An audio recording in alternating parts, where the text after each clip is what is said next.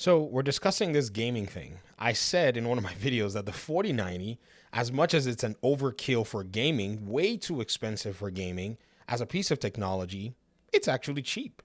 Now, I got an audience member actually say, you lost me at 4090 is cheap. Well, again, there is a context within which I said that the 4090 is cheap. Now, I blame myself. In other videos of mine, I've said that I will never recommend the 4090 for gaming because it is a chip that is, in my opinion, or I guess it's a piece of technology that's just way too much for gaming. However, I do own one for production.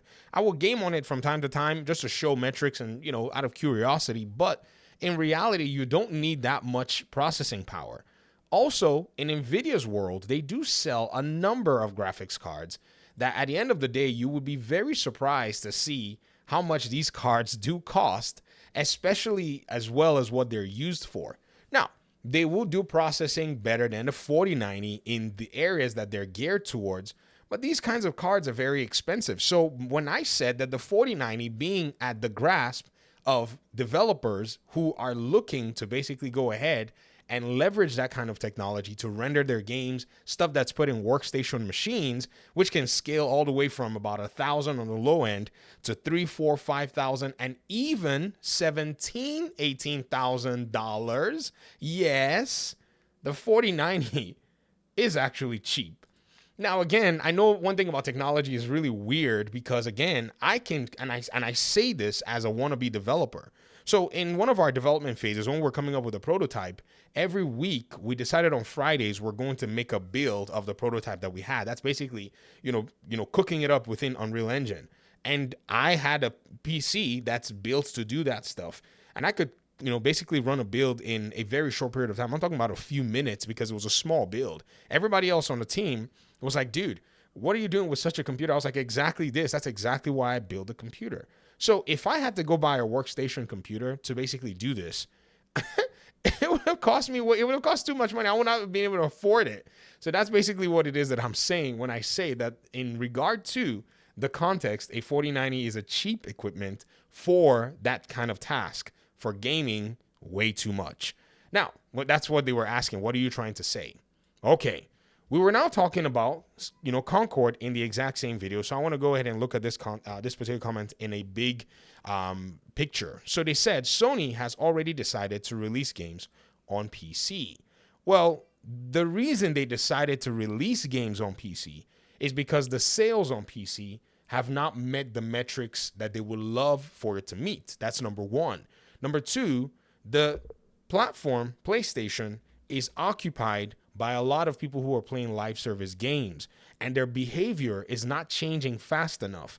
Each week, when we look at the data sets for games being played, you go look at Matt Piscatella's data set, you will see on this side of the screen, if you want to see it yourselves, you will see that more players are dialed into these live service titles than anything else. This is exactly the challenge that we're actually paying attention to and we're looking at. If you think about it, even the Switch 2 right now, being an exclusive console, has finally surpassed the PlayStation 2. Remember when, PlayStation was bragging about it, using it as some kind of look, our highest selling console. Well, the reason the PS5 and the PS4 basically have, in a sense, halted is because games have been the more important things, and these games are available across the board.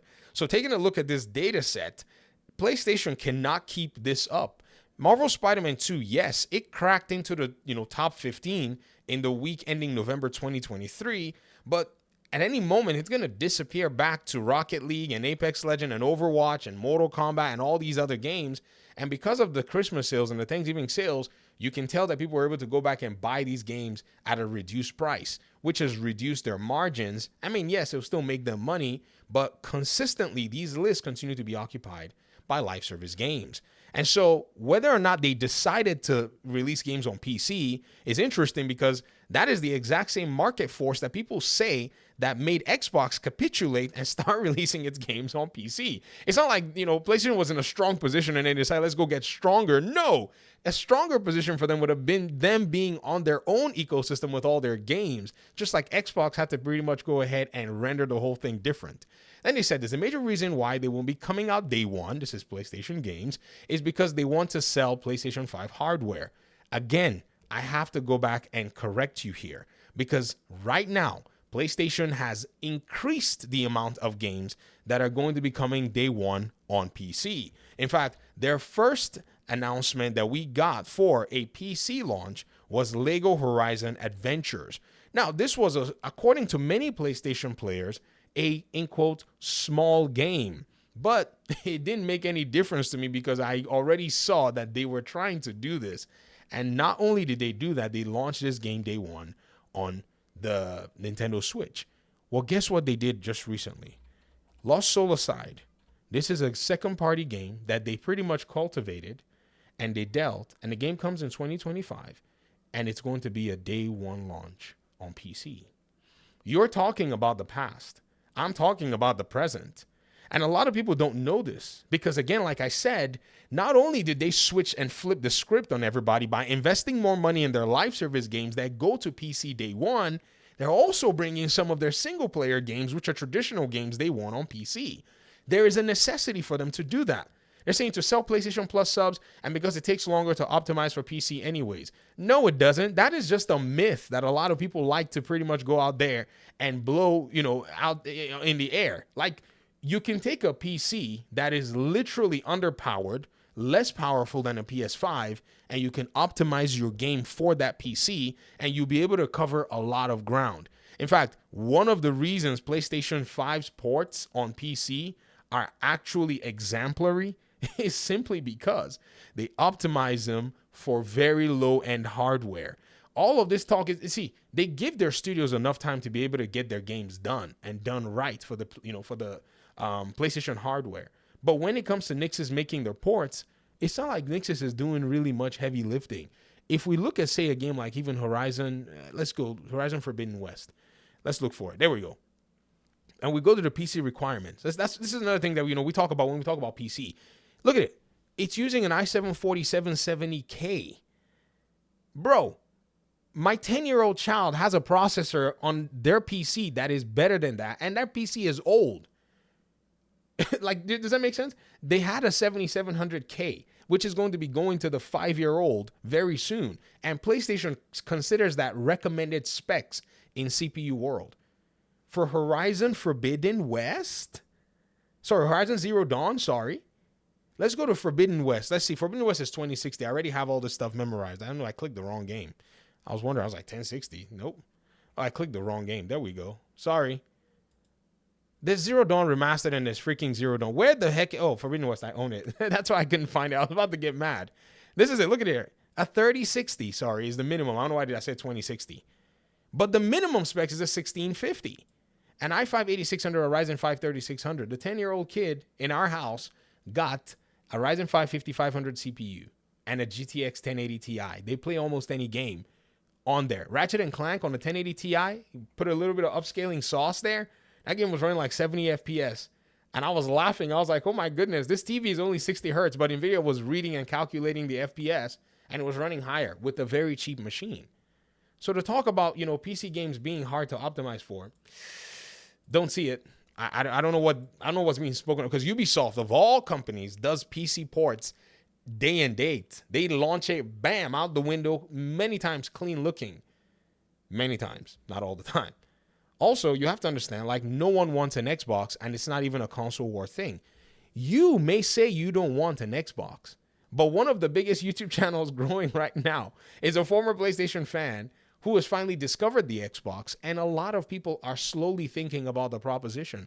A lot of people have a low-cost entry into Xbox. You may not want it, but don't go ahead and throw that into everybody's, own ecosystem. I'm a PC user, okay? Like, I got PCs that I have a PC that I built just to constantly get on the nerves of PlayStation 5 Pro. Like, I literally sat there, I built a small form factor PC, I juiced it up with components, and every time the PS5 Pro comes out with someone else, I just bring that PC out and I just start to just chop at it. But I will never even say that nobody wants a PlayStation 5, because I know that the PC is a better platform. Again, we need to basically try our best not to try to do this. Blade will come out on PC and PlayStation and probably day one, and people will pay to play the game. So what? Even if it comes out day one on PlayStation, that's fine. Like, we're not worried about that. No one is worried about exclusivity. I mean, even you understand. Microsoft will make a ton of cash, and there will be peace in the world. Wolverine will come to PS5 exclusively day one, and people will pay to play the game, and they will pay to buy a PlayStation if they don't want to wait for it to appear on PC. Well, all that talk about waiting for it to appear on PC, let me call you out on that, because PlayStation players are literally right now waiting to play Indiana Jones on their platform. Are they buying Xboxes if they want to play it? Maybe. Are they waiting since they're going to get it? Of course. So the prudence in waiting to play a game, it's not a bad thing. I don't see many PC players going to go buy a PlayStation 5 to play Wolverine. I don't see it. GTA is a little bit more convincing, but not Wolverine. Please. Let's be real here. The lure of PlayStation games are as minimal as heck these days because there are many games to play. There are just so many games to play on PC.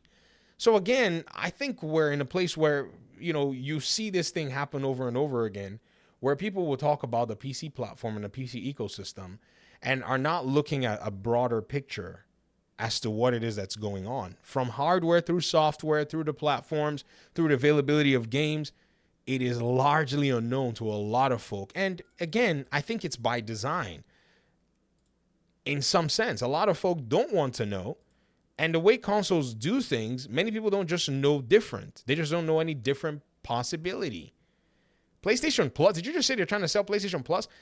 If anybody is paying for PlayStation Plus right now, I guarantee you they're looking for a way that they can get out of that or get better value for their money. Because everybody on the gaming space knows that PlayStation Plus is a ruse compared to Xbox Game Pass. No doubt about that. The comparison is what basically topples it over. I'm not saying anything. I'm not saying it's bad. I'm just saying compared to, it's like somebody is giving you someone is giving you a piece of a cake and somebody's giving you a whole cake. That's the difference. So yeah, you may choose a piece of cake because that's your preference. That's what you want. But the entire cake itself, that by itself is like, okay, if this is the value proposition, then it is what it is. So again, these are comparative analyses. It is what it is. We hold our opinions. We hold our preferences. But I wanted to point out that there is just so much in terms of misinformation that a lot of folk are just not really aware of. And I don't know where it's coming from. Talk to me in the comment section. Thanks so much for watching. Appreciate you guys' time and audience. Hopefully we'll talk pretty soon in another one. Peace out.